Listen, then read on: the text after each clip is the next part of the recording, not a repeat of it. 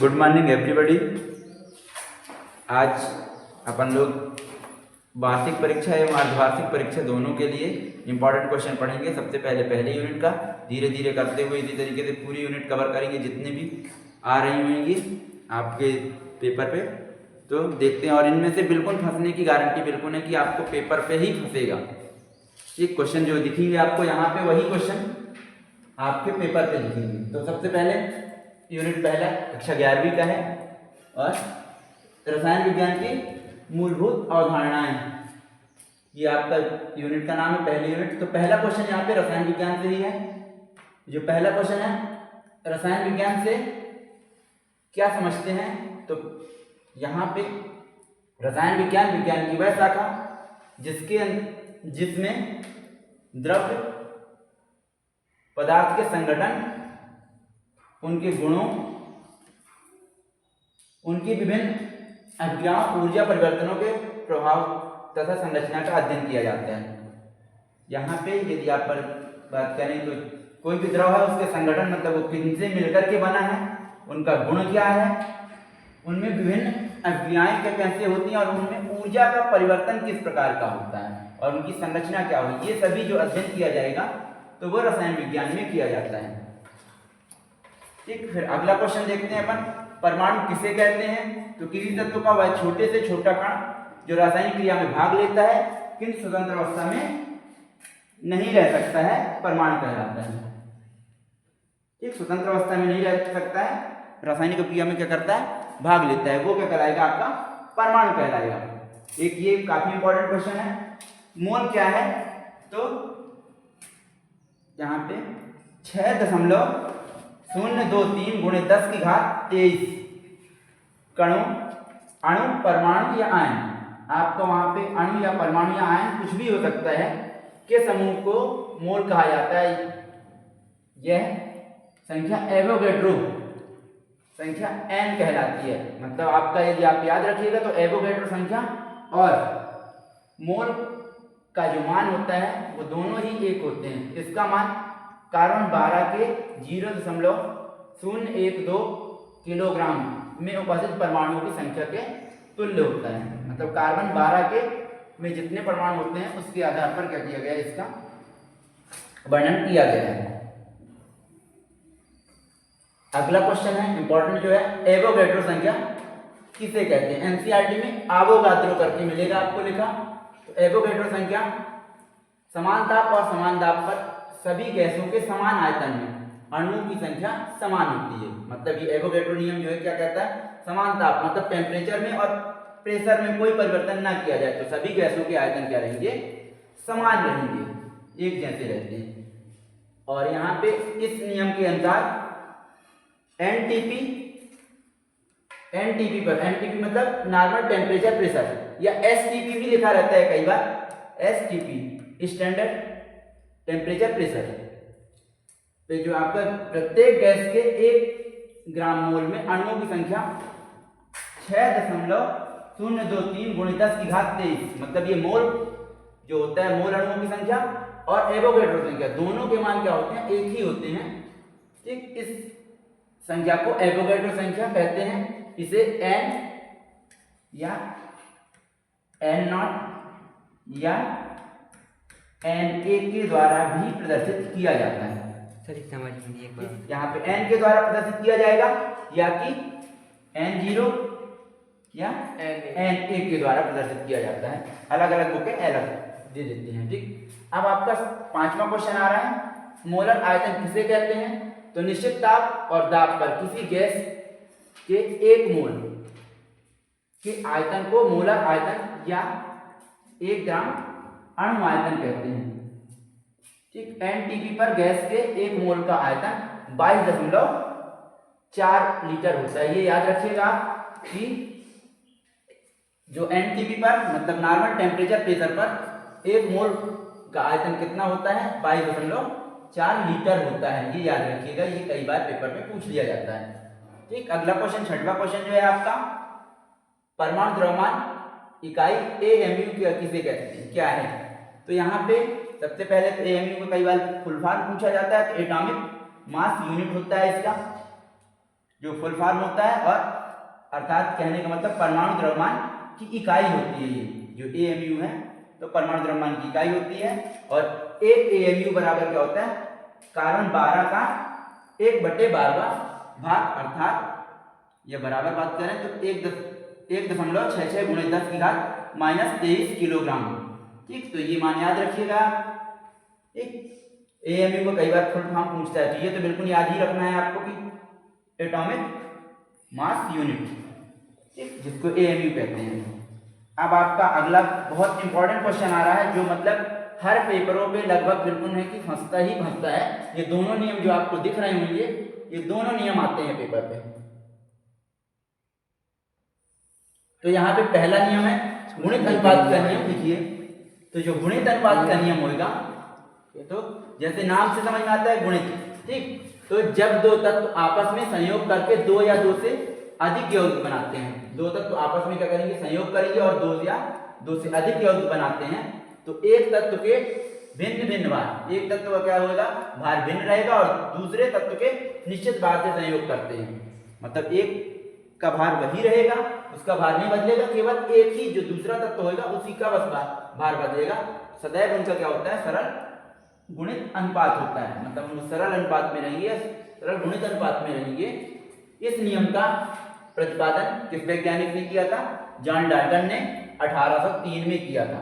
उदाहरण यदि बात करें अपन, कार्बन और ऑक्सीजन आपस में संयोग करके CO भी बनाते हैं, आपकी जानकारी होगी, कार्बन मोनोऑक्साइड भी बनाते हैं और कार्बन डाइऑक्साइड भी बनाते हैं। तो जिसमें कार्बन के 12वें भाग क्रमशः ऑक्सीजन के 16वें भाग और 32वें भाग में इनका अनुपात जो होगा से संयोग करते हैं, और यहाँ पे इनका अनुपात 16:32 या 1:2 एक सरल अनुपात है। ठीक, तो देखिए आप यहाँ पे क्लियर नहीं हुई, आप यहाँ पे देखिएगा, देखिए CO2 जो लिखा है, CO लिखा है और एक CO2 लिखा है। ठीक, दोनों के अपन अनुपात देखते हैं। यहाँ पे कार्बन का अनुपात कितना है, 12:16। ठीक, यहाँ पे कितना है, 12:32। ठीक, एक ऑक्सीजन में कितना होता है, 16 परमाणु द्रव्यमान, तो 2 ऑक्सीजन कितना हो जाएगा, 32 हो जाएगा। अब 12 तो कार्बन वही है, कार्बन नहीं बदल रहा, पहला तत्व तो नहीं बदलेगा। ठीक, 12 ही परमाणु द्रव्यमान रहेगा, कार्बन का बदल रहा है तो केवल और केवल क्या बदल रहा है, ऑक्सीजन बदल रहा है। तो यहाँ पे जो है अनुपात ऑक्सीजन का मान लीजिए क्या है, यहाँ पे 16 है और यहाँ पे 32। तो हमेशा अपन को ऑक्सीजन ऑक्सीजन की बात करना है, जब ऑक्सीजन अकेला रहेगा और यहाँ पे O2 फॉर्म में जब रहेगा, तो यहाँ पे 16 अनुपात कितना हो जाएगा, 32 हो जाएगा।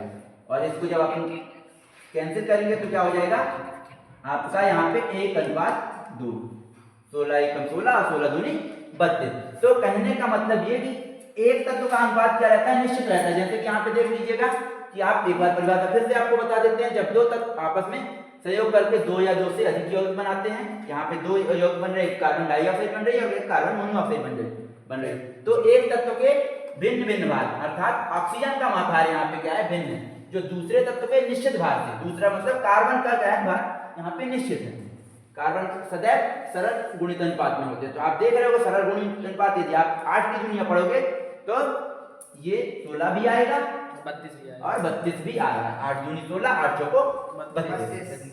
तो ये सरल अनुपात में है। और जबकि कार्बन का क्या है, कार्बन का अनुपात क्या है, सेम है, कार्बन नहीं बदल रहा है, कार्बन अकेला ही है और अगला तत्व जो दूसरा वाला तत्व है उसको वो क्या है, सरल गुणित अनुपात में रहता है।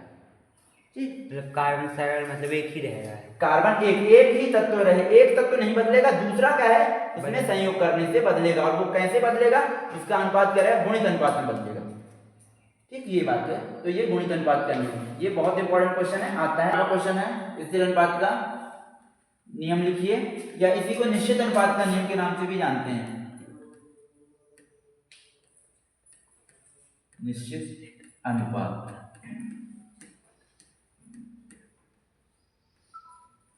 तो इसमें स्थिर अनुपात के नियम में रासायनिक यौगिकों में उनके अवयवी तत्वों का भारात्मक अनुपात सदैव स्थिर या निश्चित होता है, चाहे वह किसी भी विधि से प्राप्त किया गया हो। इस नियम का प्रतिपादन 1779 में प्राउस्ट ने किया था। उदाहरणार्थ, विभिन्न स्रोतों से प्राप्त जल कि प्रत्येक नमूनों में हाइड्रोजन एवं ऑक्सीजन का द्रव्यमान के अनुसार अनुपात हमेशा क्या रहेगा, 2:16 या 1:8 रहेगा।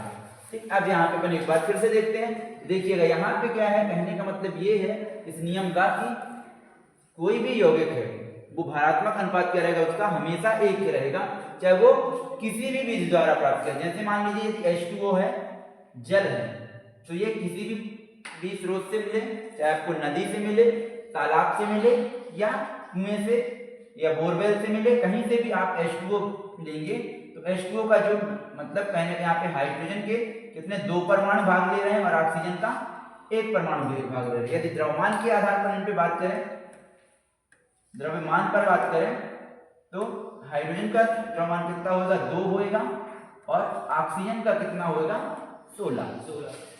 ठीक, तो यहाँ पे या इसी को अपन यदि क्या कर दें 1:8, मतलब कहने का कि किसी भी स्रोत से मिले जल, किसी भी विधि से मिले, उसका अनुपात हमेशा क्या रहता है, निश्चित रहता है, स्थिर रहता है।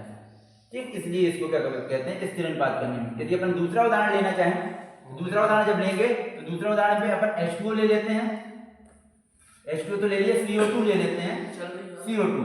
यदि मान लीजिए CO2 कार्बन का कितना होता है, देखिए उदाहरण पे यहाँ पे विभिन्न स्रोतों से प्राप्त जल के प्रत्येक नमूनों में हाइड्रोजन एवं ऑक्सीजन का द्रव्यमान अनुपात क्या रहता है, हमेशा निश्चित रहता है। तो यहाँ पे H2O यदि मान लीजिए आपका H2O, तो ये किसी भी स्रोत से मिले, नदी से, नदी का हो या तालाब का हो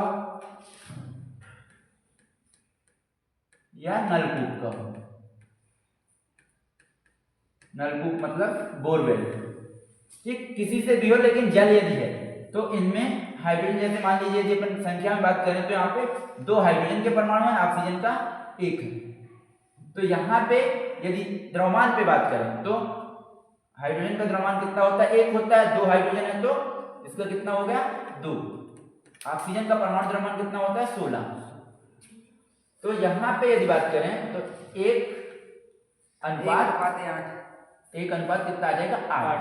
मतलब ये आपका किसी भी स्रोत से मिले जल, उसका अनुपात हमेशा क्या रहेगा, निश्चित रहेगा, स्थिर रहेगा, वो नहीं बदलेगा, किसी भी कंडीशन पे नहीं बदलेगा।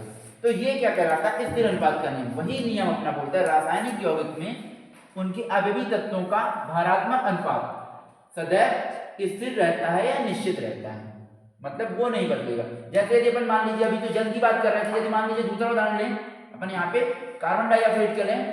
ठीक, जब कार्बन डाइऑक्साइड कर लेंगे तब बात जब होगी वहां पे CO2 की, जब बात होगी CO2 पे, तो यहाँ पे कार्बन के कितने 12 और ऑक्सीजन कितना है, यहाँ पे ऑक्सीजन 16 है, तो कितने हैं 2, तो यहाँ पे कितना हो जाएगा, 32 हो जाएगा।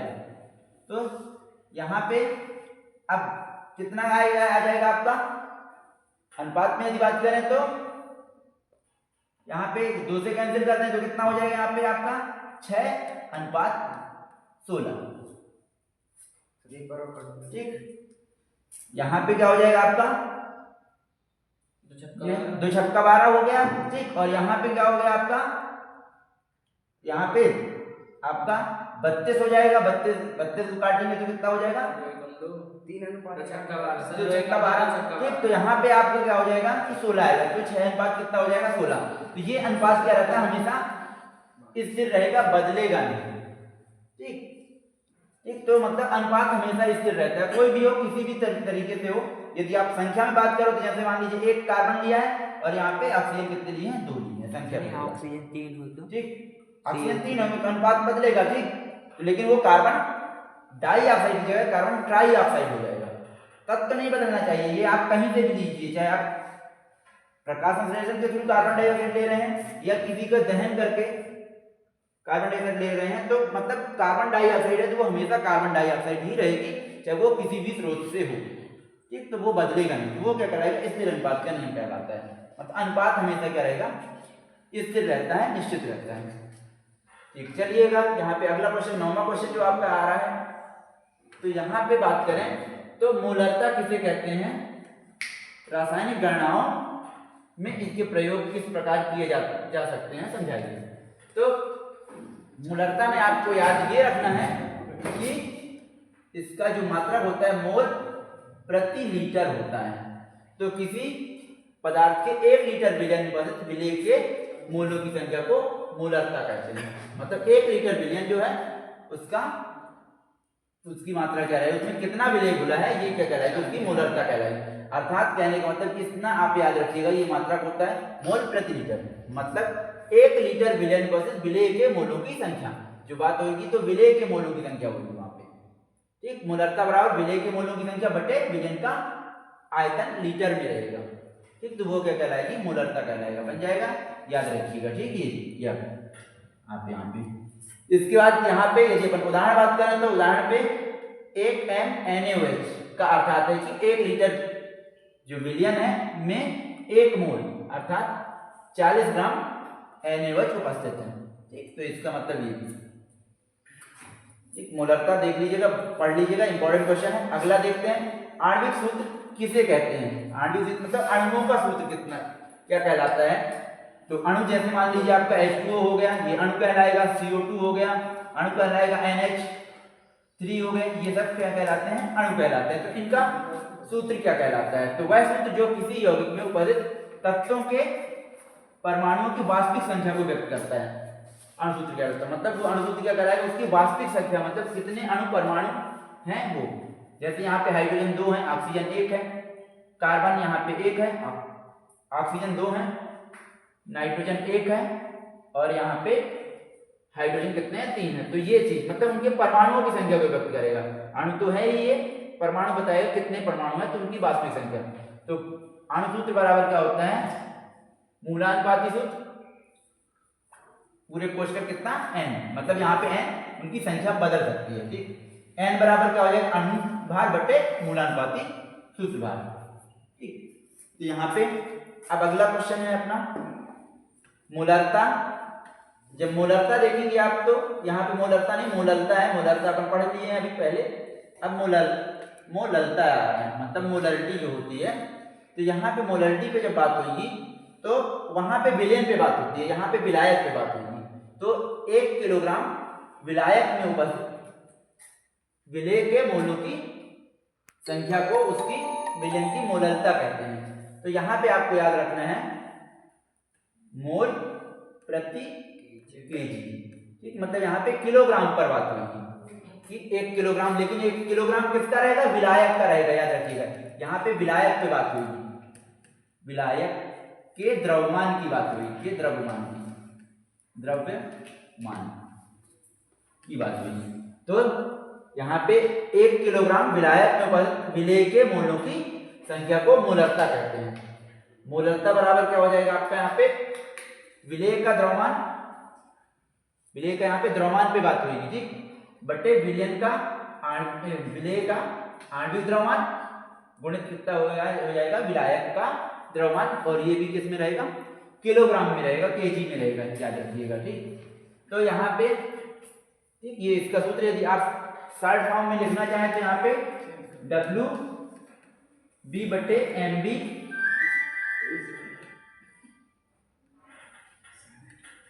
गुणित 1000 बटे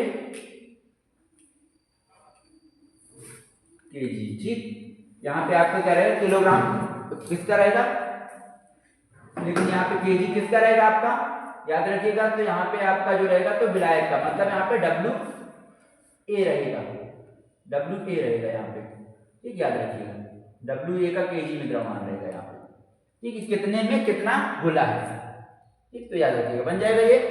इसके बाद आता है आपका ये इंपॉर्टेंट क्वेश्चन है, कई बार पेपरों में आया हुआ है, मूलानुपाती सूत्र किसे कहते हैं। तो सबसे सरलतम अनुपात क्या कहलाता है, मूलानुपाती सूत्र कहलाएगा।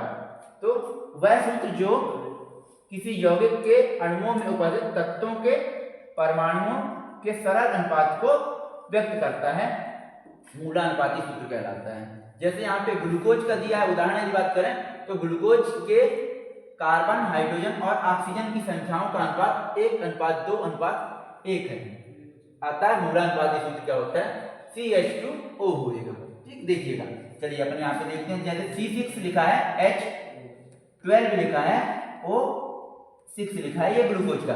इसको अपन काट दें तो सीधा सीधा 6 से ही काट दें अपन एक बार में, तो 6 कम 6, 6 दूनी कितना हो जाएगा 12, और यहाँ पे 6 कम 6, तो यहाँ पे आपको क्या हो जाएगा 1:2:1। तो इस तरीके से यदि मान लीजिए आपसे पेपर में पूछ दें C6H6 अर्थात यहाँ पे बेंजीन का बोलते कि मूलानुपाती सूत्र क्या होता है, ठीक, बेंजीन का मूलानुपाती सूत्र। तो यहाँ पे इसको भी जब कैंसिल करेंगे तो आप क्या होगा, 1 कट जाएगा, 1 बचेगा, तो 1:1 का अनुपात आएगा। तो कहने का मतलब कोई भी यौगिक है या अणु है उसका सरलतम जो अनुपात होगा, सबसे सरलतम अनुपात, तो वो क्या कहलाएगा, मूलानुपाती सूत्र कहलाएगा। ठीक, जैसे यदि बात करें अपन H2O का सरलतम मूलानुपाती सूत्र क्या कहलाएगा, वही आएगा 2:1 आएगा। ठीक, क्योंकि इससे ज्यादा वो कैंसिल नहीं होगा, कैंसिल होगा तो दशमलव में आएगा। ठीक, तो यहाँ पे बन जाएगा आपके। यहाँ पे अगला आता है अपना इंपॉर्टेंट क्वेश्चन जो है आपका यहाँ पे, तो गैलुसाक का गैसीय आयतन संबंधी नियम जो है, ठीक, तो गैलुसाक का देखते हैं यहाँ पे, जो गैलुसाक का गैसीय आयतन संबंधी नियम, तो इस पे या दूसरा क्वेश्चन इस पे है, तो दूसरा क्वेश्चन क्या है यहाँ पे, N2 व H2 परस्पर संयोग करके NH3 अमोनिया गैस बनाते हैं, समान ताप व दाब पर इसके आयतनों में 1:3:2 का अनुपात है, इससे किस नियम की पुष्टि होती है। तो आपको समझ में आ रहा है कि गैलुसाक का आयतन संबंधी नियम पढ़ रहे हैं तो इसी नियम से पुष्टि होगा। तो देखते हैं गैलुसाक का गैसीय आयतन संबंधी नियम।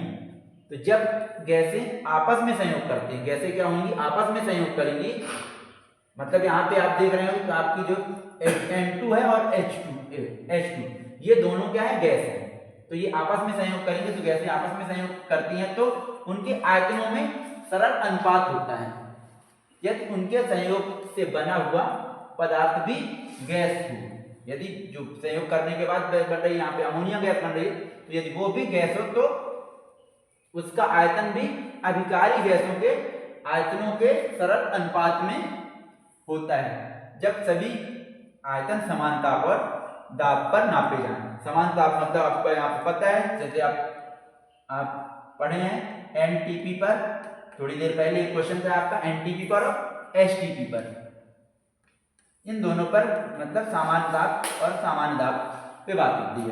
तो यहाँ पे क्या रहेगा, उदाहरण के लिए N2 को किसके साथ, H2 के साथ मिलाया, मतलब इसके 3 मोल लिए हैं और इसके 1 मोल लिए हैं, एक आयतन इसका और 3 आयतन किसके, हाइड्रोजन के। और यहाँ पे अमोनिया जो बनती है तो वो क्या बनती है, 2 आयतन बनती है।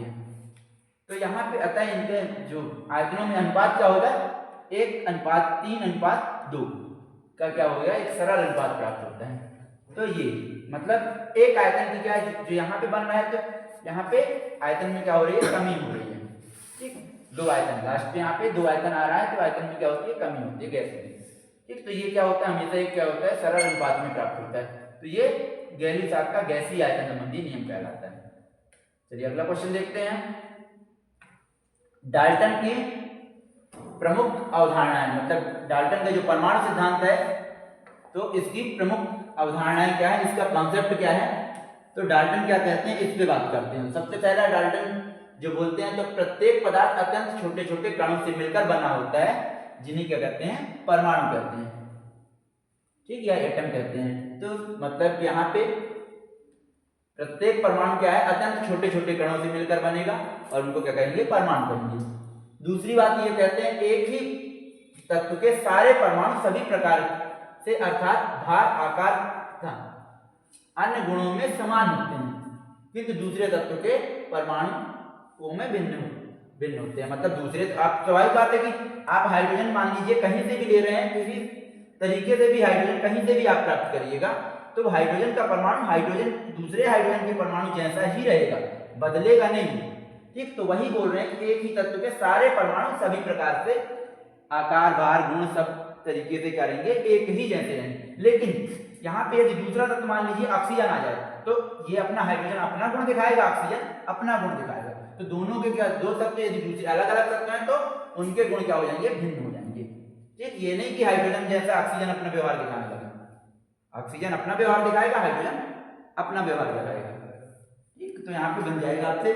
अगला पॉइंट ये कहता है परमाणु अविभाज्य है, अर्थात रासायनिक विधि द्वारा और विभाजित नहीं किया जा सकता। डाल्टन ये बोलते हैं कि परमाणु को और अधिक विभाजित नहीं किया जा सकता। ठीक, लेकिन यहाँ पे बात क्या है, आजकल जो है डाल्टन उस समय पे बात कर रहे थे कि परमाणु क्या होता है, अविभाजित नहीं किया जा सकता, लेकिन आजकल आधुनिक जो रसायन शास्त्र है, आधुनिक विज्ञान में क्या हो गया है कि आप जानते हैं कि न्यूट्रॉन, प्रोटॉन और इलेक्ट्रॉन के रूप में क्या है, वहां पे परमाणु को विभाजित किया जा चुका है, लेकिन कॉन्सेप्ट उनका है। ठीक, कि उनकी अवधारणा क्या है, तो अपन बात करेंगे, जैसा वो बोले, कोई यदि गलत भी बोल रहा है उस समय पे वो अपने हिसाब से सही थे। ठीक, तो यहाँ पे परमाणु अविभाज्य है और उनको रासायनिक विधि से विभाजित नहीं किया जा सकता, ऐसा डाल्टन ने कहा था। ठीक, लेकिन आप बाद में दूसरे नियमों पे देखेंगे तो न्यूट्रॉन, प्रोटॉन और इलेक्ट्रॉन के रूप में परमाणु क्या होता है, विभाजित होता है। अगला पॉइंट जो है, परमाणु सदैव छोटी छोटी पूर्ण संख्याओं के सरल अनुपात में संयोग करते हैं। परमाणु क्या होता है, छोटी छोटी पूर्ण संख्याओं के, पूर्ण संख्या मतलब यहाँ पे आपका बट्टे में नहीं रहेगा, दशमलव पे नहीं रहेगा, पूर्ण संख्या पे रहेगा, और यौगिक परमाणु आधुनिक अणु बनाते हैं। ठीक, यौगिक बनाएंगे या आधुनिक अणु बनाएंगे। ठीक, यौगिक परमाणु बनाएंगे, यौगिक बनेगा या अणु बनेगा, एक तो ये चीज। अगला है जो आपका, परमाणु को ना तो नष्ट किया जा सकता और ना ही बनाया जा सकता, ये द्रव्यमान संरक्षण के नियम के आधार पर है। ठीक, तो परमाणुओं को ना तो नष्ट किया जा सकता और ना ही बनाया जा सकता। आप जानते हैं कि ये द्रव्यमान संरक्षण का नियम भी अपन पढ़े हैं कि वहां पे परमाणु को ना तो बनाया जा सकता और ना ही नष्ट किया जा सकता, किसी पदार्थ को ही नहीं किया जा सकता, तो परमाणु किस में आएगा, पदार्थ में ही आएगा। अगला देखते हैं, अगला जो क्वेश्चन है आपका यहाँ पे, जो यहाँ पे अगला क्वेश्चन आएगा, सीमांत अभिकर्मक क्या है। इसको बिल्कुल आपको याद करके ही जाना है परीक्षा पे, ये क्वेश्चन बिल्कुल पूछता ही पूछता है, कोई भी एग्जाम हो उसमें आपका, कि सीमांत अभिकर्मक क्या है। सीमांत अभिकर्मक जैसे कि नाम से समझ में आ रहा है कि सीमांत, सीमांत मतलब क्या है, किसी चीज की सीमा का निर्धारण करने वाला।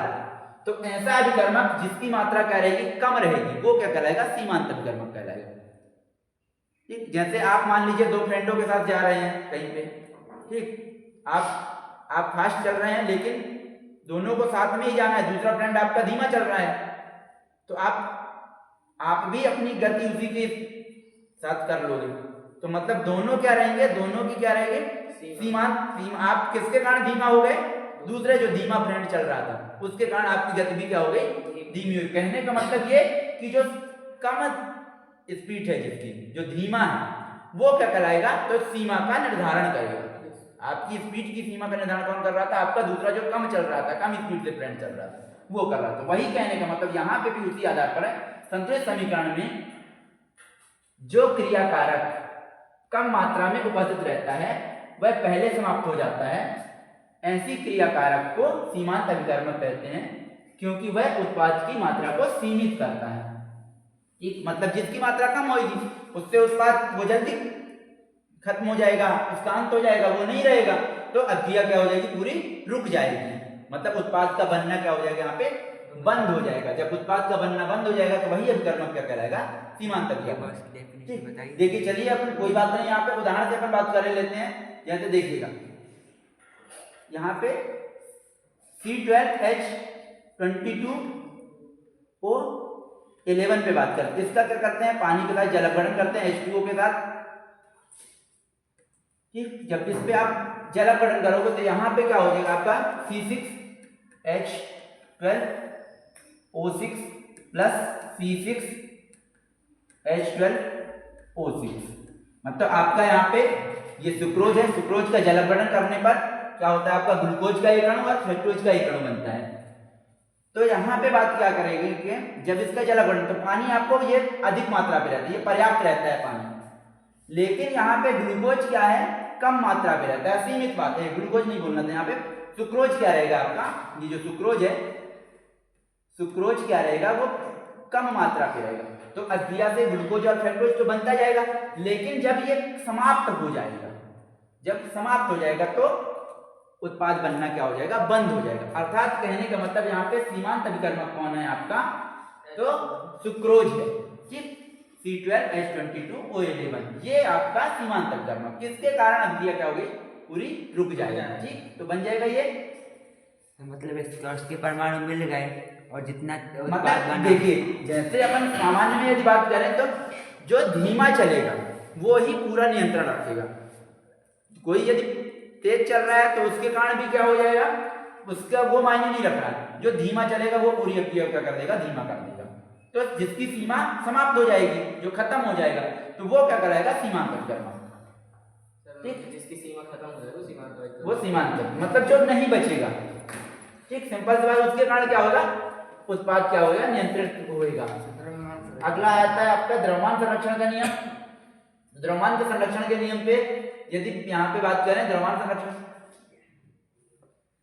संरक्षण के नियम जो है आपका यहाँ पे, तो इस नियम के अनुसार द्रव ना तो बनाया जा सकता है और ना ही नष्ट किया जा सकता है, ठीक। ना द्रव्यमान को बनाएंगे और ना ही द्रव्य को, जो यहाँ पे आपका कोई भी पदार्थ होगा उसको ना बनाया जा सकता है और ना ही नष्ट किया जा सकता है। द्रव को ना तो बनाया जा सकता है और ना ही नष्ट किया जा सकता है, बस एक रूप से दूसरे रूप में परिवर्तित, बस एक रूप से दूसरे रूप में क्या किया जा सकता है, परिवर्तित किया जा सकता है। और इसका प्रतिपादन किसने किया था, आपका आवर्तन लावूजिए ने किया था और 1789 में दिया था इन्होंने, जो इस नियम को दिया था, ठीक।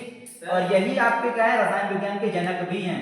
सर हाँ बोलिए सर, ये पूछ मतलब कि एक रूप से दूसरे रूप में परिवर्तित कैसे करेंगे? एक रूप से जैसे मान लीजिए आप किसी कोई पदार्थ है उसको मान लीजिए आप जैसे भाई जैसे जल है यहाँ पे, तो यदि जलाएंगे किसी को तो जलाएंगे तो वो आपका वो पदार्थ तो बचेगा नहीं। अब क्या हो गया, पदार्थ बदल चुका है, अब राख बचेगी और क्या बचेगी, गैस बचेगी। जब आप किसी पदार्थ को जला रहे हैं मान लीजिए, तो वहां पे क्या होगी, उसकी राख बचेगी और गैस। इन दोनों को आप नष्ट नहीं करिए, दोनों का यदि भार या द्रव्यमान देखेंगे तो वो क्या रहेगा, हमेशा क्या रहेगा, बराबर रहेगा, जितना पहले पदार्थ था और उसका। आप यहाँ पे देखते होंगे ब्रह्मांड में कोई भी पदार्थ है वो उतना ही रहेगा जितना है, ठीक। बदलेंगे, रूप बदल जाएंगे। पहले वो क्या थी, ठोस था मान लीजिए, अब गैस तो राख और गैस बन गया, तो रूप बदला है, ठीक, लेकिन पदार्थ नहीं गया, मतलब जो है तो वही चीज है। तो ये चीज है, ठीक। तो मतलब उसका तो याद रखिएगा। ये जैसे देखिए उदाहरण भी दिया है अपने यहाँ पे, देखिएगा यहाँ पे बात क्या हो रही है, यहाँ पे आपका कार्बन डाइऑक्साइड है, कार्बन डाइऑक्साइड बना रहे हैं किससे, कार्बन कोयले को जला रहे हैं और ऑक्सीजन की उपस्थिति पे जला रहे हैं, ठीक। तो बन क्या रहा है आपका, कार्बन डाइऑक्साइड बन रहा है। जो ऑक्सीजन में जलाएंगे सर, ये प्योर ऑक्सीजन होगा कि अपना, देखिएगा सिंपल सी बात है, आप जब किसी पदार्थ को जलाते हैं, कोयला को जलाते हैं, आप सामान्य घर पे भी यदि मान लीजिए आग लगाते हैं तो बिना ऑक्सीजन यदि प्रेजेंट नहीं है, जो वायुमंडल में 21% ऑक्सीजन क्या रहती है, उपस्थित रहती है, उसके वो स्वयं आ जाती है और वो आपको क्या कर देगा, जला देगा। यदि ऑक्सीजन आप नहीं रहेगी वहां पे तो क्या होगा, कोई पदार्थ जलेगा नहीं, ठीक, आग नहीं लगेगी। तो कार्बन और ऑक्सीजन का संयोग करने पर क्या बनता है, कार्बन डाइऑक्साइड गैस बनती है, ठीक। तो यहाँ पे 12 ग्राम क्या हो गया आपका, यहाँ पे जब देख रहे होंगे आप तो इसका द्रव्यमान कितना होता है, 12, और ऑक्सीजन का कितना होता है, एक का 16 होता है, तो 2 हैं तो कितने हो गए, यहाँ पे 32 हो गए, ठीक। और यहाँ पे जब 32 हो गए आपके, और यहाँ पे कार्बन कितना है, यहाँ पे भी अपन बात करें तो यहाँ पे 12 प्लस कितना करें इसका, ऑक्सीजन का 32 करें, तो सबका योग कितना आ रहा है आपका, 44 आ रहा है,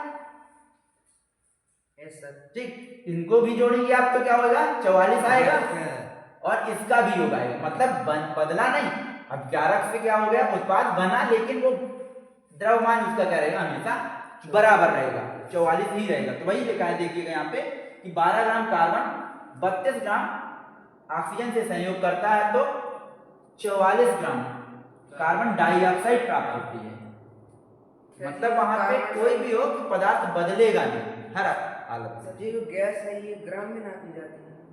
देखिए गैस नापने के तो आप चाहे ठोस हो या उसको किसी में भी नाप लीजिएगा, गैस मतलब ग्राम में नापिएगा या मोल अणुओं पे नापिएगा, बात देखिए दोनों कोई दिक्कत नहीं है, ग्राम में नापी जा सकती है। ठीक, वैसे पॉइंट पे बात होती है या एटीएम पे, प्रेशर की बात होगी गैस के तो एटीएम पे बात होगी, या आपका वहाँ पे सर वो बार पे होगी। ठीक, तो वहाँ पे बाकी गैस को भी आप ग्राम में नाप सकते हैं। अगला इंपॉर्टेंट क्वेश्चन आता है, ये आ जाता है कई बार पेपर पे। ठीक, तो अणु और परमाणु में अंतर लिखिए। जब बहुत सरल पेपर आता है तब ये क्वेश्चन पूछा जा सकता है आपको कि अणु और परमाणु में क्या अंतर होता है। तो अणु जो होगा आपका, यह द्रव्य का सूक्ष्म कण होता है। द्रव्य जो होगा, पदार्थ होगा, उसका सबसे सूक्ष्म कण होगा जो स्वतंत्र अवस्था में रहता है। ठीक, स्वतंत्र अवस्था में रहेगा परमाणु। और यह क्या होता है, किसी तत्व का सूक्ष्म कण होता है जो स्वतंत्र अवस्था में नहीं रहता, अर्थात ये स्वतंत्र अवस्था में नहीं रहेगा, किसी न किसी परमाणु से क्रिया करके अणु बनाने के लिए तैयार रहता है हमेशा, मतलब तुरंत वो क्या करेगा, अणु बनाएगा। अगला, यह रासायनिक अभिक्रिया में भाग नहीं लेता है। ये रासायनिक अभिक्रिया में भाग नहीं लेगा, अणु जो होगा यह रासायनिक अभिक्रिया में भाग लेता है, ये रासायनिक अभिक्रिया में भाग लेगा। और यहाँ पे यह रासायनिक अभिक्रिया में प्रायः परमाणु में विभाजित हो जाता है। यदि इसको आप विभाजित करेंगे तो स्वाभाविक बात है कि दो परमाणु मिलते हैं तब अणु बनता है, तो यदि इसको विभाजित करेंगे तो क्या बन जाएगा, आपका परमाणु बन जाएगा। और यह रासायनिक अभिक्रिया में विभाजित नहीं होता है, रासायनिक अभिक्रिया में क्या होगा, ये विभाजित नहीं होगा। ठीक है, इसको और अधिक क्या किया जा सकता है, तोड़ा नहीं जा सकता है, विभाजित नहीं किया जा सकता है। जैसे आपका हाइड्रोजन है तो हाइड्रोजन ही बनेगा, इसको और ज्यादा नहीं तोड़ा जा सकता। यहाँ पे इसके बाद जो आपका अगला है, यह एक या एक से अधिक परमाणु से मिलकर बना होता है, मतलब ये एक या एक से ज्यादा परमाणु से मिलकर के बना होगा। एक से अधिक परमाणु रहेंगे तब, जैसे अपन बात करें तो यहाँ पे H2 प्लस यहाँ पे O2 बराबर क्या हो जाएगा आपका 2H2O, ये हो जाएगा। लेकिन अभी आप देख रहे हो यहाँ पे समीकरण संतुलित नहीं है, तो यहाँ पे क्या करिए आप 2 लगा दीजिएगा आगे, अब समीकरण आपका संतुलित हो चुका है। ठीक, तो यह रासायनिक क्रिया में भाग लेने वाले तत्व का सूक्ष्म कण होता है। यह रासायनिक क्रिया में जो भाग लेगा उसका सबसे छोटा कण होगा। तो ये आपका अणु और परमाणु में अंतर था, बन जाएगा। चलिए अगला देखते हैं। तो अगला यहाँ पे आपको सार्थक अंक और वैज्ञानिक संकेतन से क्वेश्चन है। ठीक, तो ये भी एक आध दो आते हैं पेपर पे। तो निम्नलिखित को वैज्ञानिक अंकन से प्रदर्शित कीजिए। तो यहाँ पे सबसे पहले आपको क्या लिखा है, 0.0048।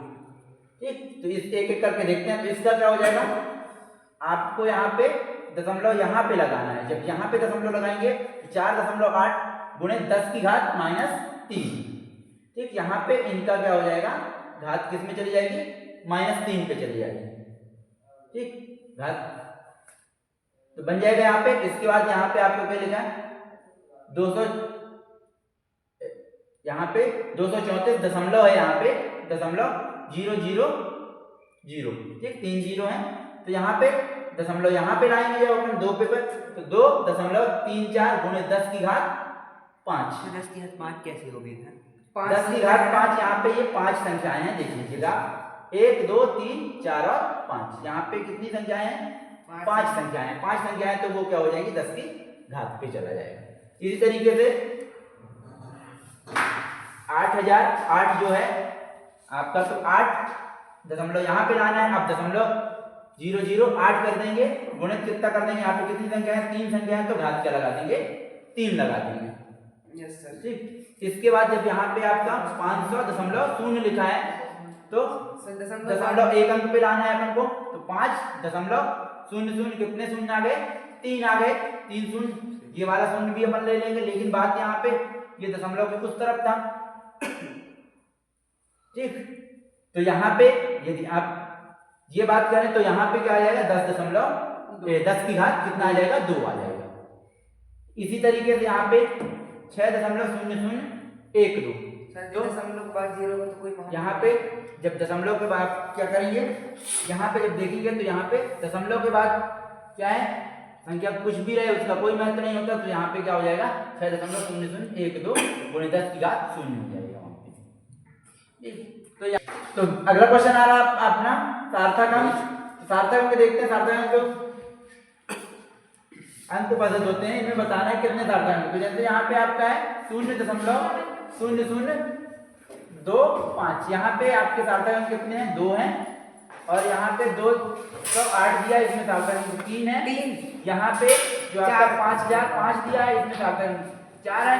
और यहाँ पे जो आपका जो दिया है कितना, यहाँ पे 26,6000 दिया है, ठीक, या 1,26,000 अपन बात करें तो यहाँ पे जो 3 अंक ही काउंट होंगे सार्थक अंक पे। तो यहाँ पे जो सार्थक अंक है तो वो 6 ना होकर के बल्कि केवल और केवल 3 है। यहाँ पे ये मिसप्रिंटिंग है। यहाँ पे आपका जो 500.0 दिया है तो यहाँ पे 4 सार्थक अंक रहेंगे, 0 भी काउंट होएगा यहाँ पे सार्थक अंकों में। और जो यहाँ पे आपका 2.0034 दिया है तो यहाँ पे सार्थक अंक कितने हैं? 5। यहाँ पे 5 सार्थक अंक रहेंगे। तो इस तरीके से आप सार्थक अंक बता सकते हैं। अगला क्वेश्चन है, निम्न को 3 सार्थक अंकों तक व्यवस्थित करना है। यहाँ पे 3 सार्थक अंक बस बताने हैं। तो यहाँ पे 3 अंक लेते चले जाएंगे तो 34.2। यदि 5 से ज्यादा होता तो अपन एक संख्या बढ़ा देते। यहाँ पे 5 से कम है इसलिए एक संख्या नहीं बढ़ाएंगे बल्कि 34.2 ही करेंगे। यहाँ पे 10.4, यदि 5 से ऊपर होता तो बढ़ाते, यहाँ पे तो 10.4 ही आएगा। यहाँ पे 0.0459 है तो यहाँ पे क्या हो जाएगा 0, तो ये तो पहले से ही है 046, यहाँ पे 5 था इसलिए ये क्या हो जाएगा 6 हो जाएगा। और यहाँ पे 9 का 10 हो जाएगा। ठीक है, तो यहाँ तक भी आप 3 अंक तक भी ले सकते थे। यहाँ पे 0.046, इतना 3 अंक बस लिखने थे आपको तो 3 अंक पर्याप्त थे। यहाँ पे अब 2808 जो है आपका तो 2.80 गुणे 10 की घात 3 हो जाएगा। यहाँ पे 0.3 अंक बाद यहाँ पे आ रहा है इसलिए घात क्या लग रही है? 3 लग रही है। ठीक, बन जाएगा ये। यहाँ पे अगला क्वेश्चन देखते हैं, ये इंपॉर्टेंट क्वेश्चन है, देख लीजिएगा और बेसिक क्वेश्चन है। कई बार जब बिल्कुल सरल पेपर बनते हैं तो ऐसा क्वेश्चन आता है, यौगिक और मिश्रण में अंतर बताइए। मिश्रण और यौगिक क्या कहलाते हैं? तो सबसे पहले यौगिक देखते हैं, कंपाउंड देखते हैं। तो यौगिक में 2 या 2 से अधिक तत्व रासायनिक रूप से संयोग करते हैं। इसमें 2 या 2 से ज्यादा अधिक तत्व क्या करते हैं? रासायनिक रूप से संयोग करते हैं, मतलब ये रासायनिक क्रिया करते हुए संयोग करेंगे। और मिश्रण में क्या होता है? मिश्रण में 2 या 2 से अधिक तत्व या यौगिक आपस में मिश्रित होते हैं, आपस में वो मिलते हैं, रासायनिक क्रिया नहीं होती, जो आपस में संयोजित नहीं होते हैं। कोई जरूरी नहीं कि मिल ही जाए, ठीक, आपस में उनकी रासायनिक क्रिया नहीं होगी। अगला है, यौगिक में तत्व के द्रव्यमान निश्चित अनुपात में हो सकते हैं। इसको तो बिल्कुल आप याद रखिएगा, यौगिक में क्या होगा, द्रव्यमानों के अनुपात जो रहेंगे हमेशा निश्चित रहेंगे, निश्चित अनुपात में रहेगा। और यहाँ पे मिश्रण के घटक निश्चित अनुपात में नहीं होते हैं। मिश्रण घटक निश्चित अनुपात में नहीं रहेंगे, वो किसी भी अनुपात पे हो सकते हैं। अनुपात उनका कुछ भी हो सकता है। यदि अनुपात निश्चित है तो यौगिक, अनुपात निश्चित नहीं है तो मिश्रण पे आएंगे।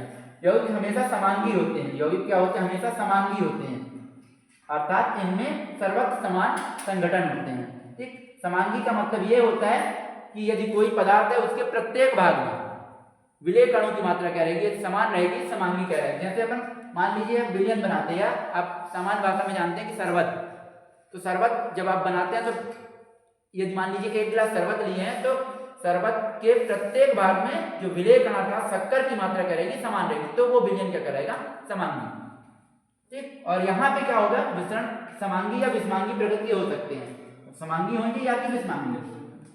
विषमांगी का मतलब ये होता है कि विलयन के प्रत्येक भाग में विलेय कणों की मात्रा का समान ना होना।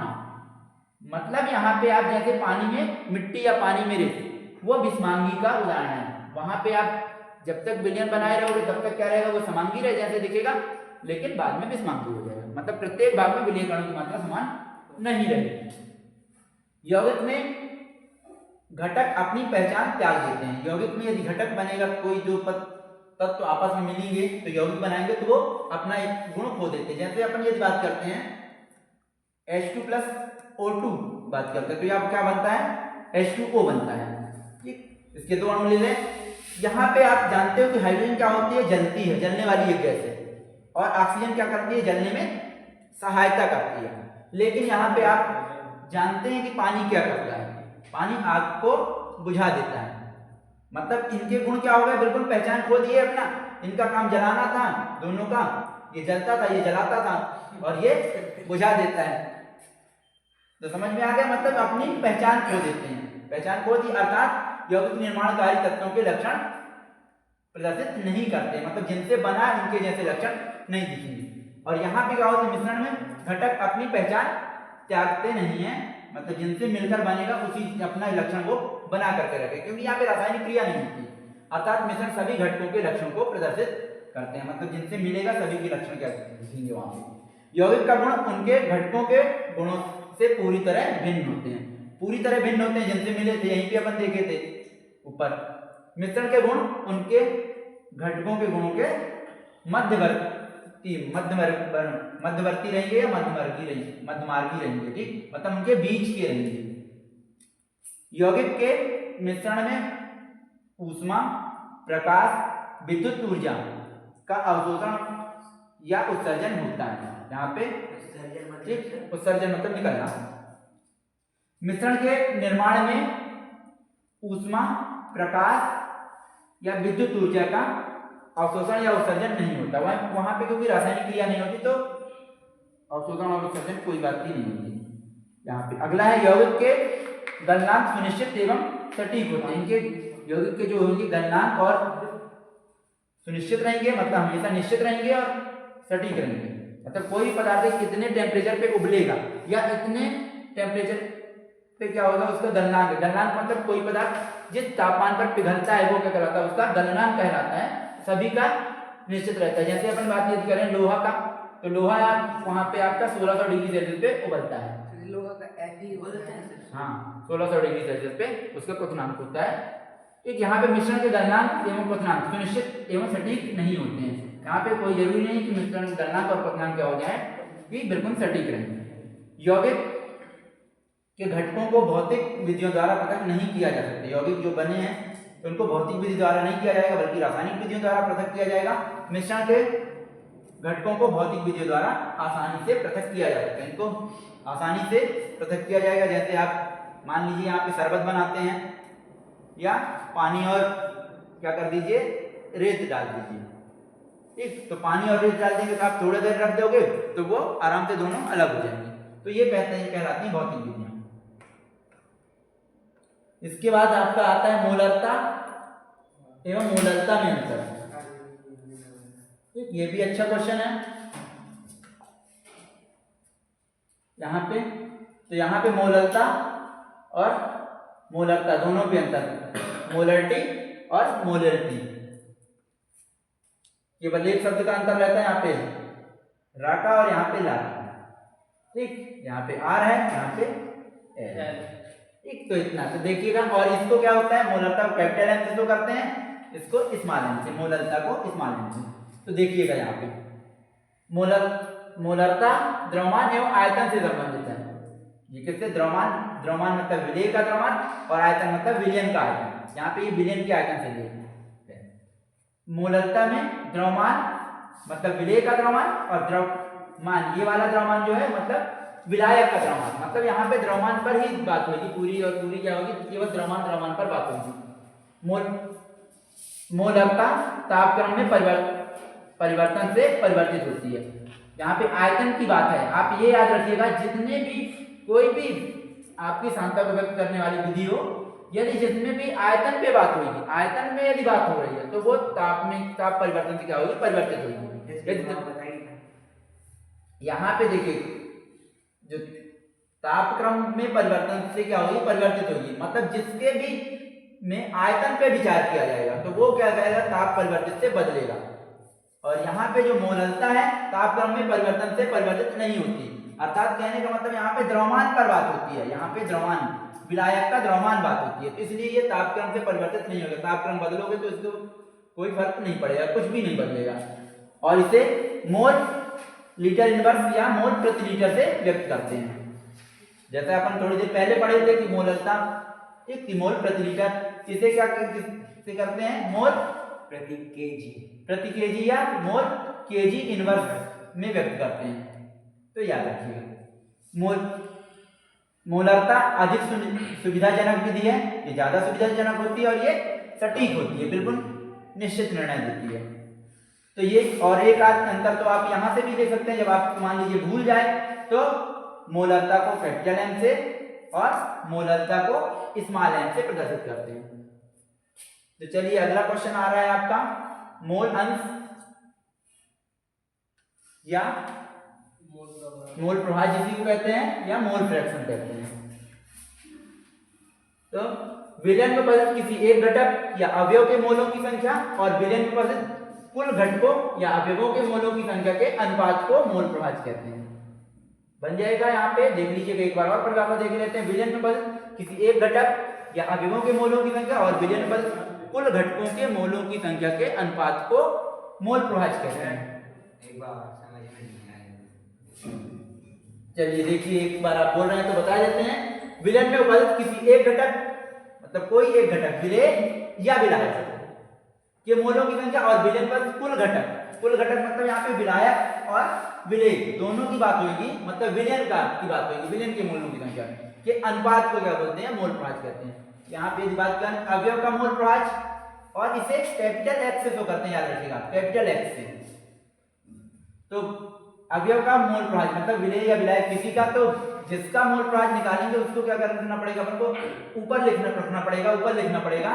तो अवयव के मोलों की संख्या, विलेय या विलायक जो भी हो, और यहाँ पे बट्टे सभी अवयवों के मोलों, कुल मोलों की संख्या, मतलब जितने भी अवयव होंगे। तो यहाँ पे देखते हैं, एक एक की बात करते हैं। यदि किसी द्विअंगी विलयन में विलेय बी है तो इसके मोलों की संख्या एन बी होगी। विलायक यदि क्या है, ए है, तो इसका एन ए, तो मोलों में विलेय किया गया हो तो यहाँ पे ए का मोल प्रभाव अर्थात विलायक का मोल प्रभाव एक्स से बराबर एन ए बटे N A plus N B, ये हो जाएगा। इसका कोई एग्जांपल नहीं है।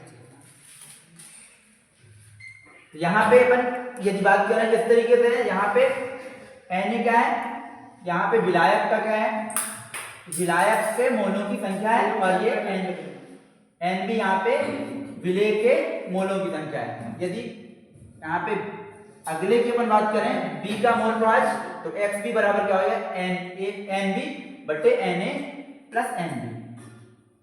बन जाएगा ये एक विलयन में आई अवयवों की संख्या है, आई मतलब एक से अधिक यदि है, तब क्या हो जाएगा, एक्स आई बराबर यहाँ पे एन आई बटे N one plus N two plus अनगिनत हो सकते हैं यहाँ पे, और यहाँ पे प्लस एन आई, तो यहाँ पे एन आई बटे सिग्मा एन आई। तो इस तरीके से आप इसको याद रखिएगा, आगे जो एक्स ए प्लस एक्स बी बराबर 1 होता है, ये याद रखिएगा आप लोग हमेशा कि एक्स ए प्लस एक्स बी बराबर क्या होगा, 1 होगा। किसी की दोनों अवयवों का कुल मोल प्रभाव एक है, यदि एक ज्ञात हो तो दूसरे का गणना की जा सकती है। जैसे आप एक्स ए बराबर क्या करते हैं, 1 माइनस एक्स बी द्वारा कर सकते हैं, मतलब एक मान यदि आपको ज्ञात है तो अगले का क्या कर सकते हैं, ज्ञात कर सकते हैं।